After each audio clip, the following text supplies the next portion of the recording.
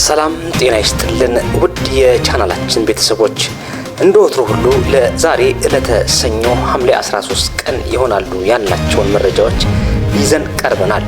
የምንለቃቸውን መረጃዎች ሰብስክራይብ በማድረግ አብራችሁ ሁኑ እንላለን። በረከት አርጋው ነኝ።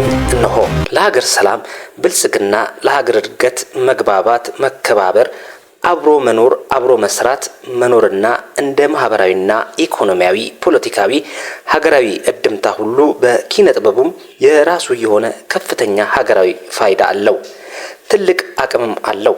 በሀገር እየመከረች ሀገር እርቅና መግባባት ለሀገር ከፍታና ብልጽግና ልዕልና እየተጋች ባለበት በአሁኑ ወቅት የኢትዮጵያ የኪነ ጥበብ ባለሙያዎች በሙያቸው ላበረከቱት አስተዋጽኦ በሀገራዊ መግባባትና እርቅ ኮሚሽነሮች የምስጋና ተችሮታል።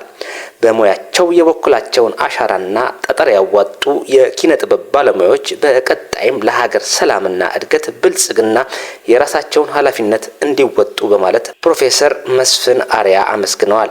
ይህ በእንዲህ እንዳለ በኢትዮጵያ በአዲስ አበባና በተለያዩ ክልል ከተሞች በስራ ላይ ተሰማርተው የሚገኙ የቻይና፣ የእስራኤል፣ የአሜሪካን ዜጎች በኢትዮጵያ ሰላምና ለእድገት እያደረገች ያለውን ብሔራዊ መግባባትና የምክክር መድረክ ማድነቃቸውን ለመደገፋቸው ለዝግጅት ክፍላችን ተናግረዋል።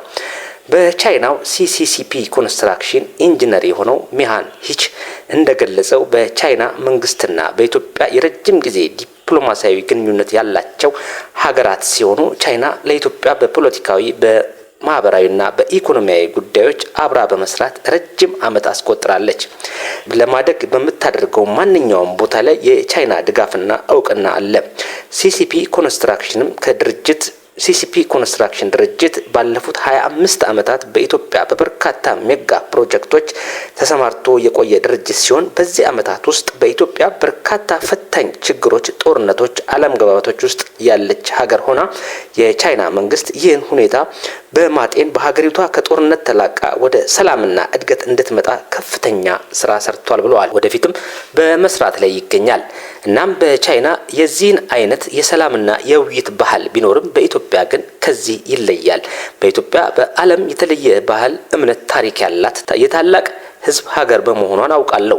በአሁኑ ወቅትም ይሄን ለማስቀጠል መንግስት ከህዝቧ ጋር በጋራ መምከር መያዛቸውን እኔም ሆነ በቻይና መንግስት ስም አድናቆቴን እገልጻለሁ ብለዋል ኢንጂነር ማንሂን። በተመሳሳይም በአሜሪካ ኤምባሲ ውስጥ የውስጥ ጉዳዮች አታሼ የሆነው አሌክሳንደር ቫን በኢትዮጵያ ለጋራ ሰላምና መግባባት እያደረገች ያለውን የናሽናል ዳያሎግ ወይም ብሔራዊ ንግግር በግሌም ሆነ በአሜሪካ መንግስት ስም የምደግፈው ነው።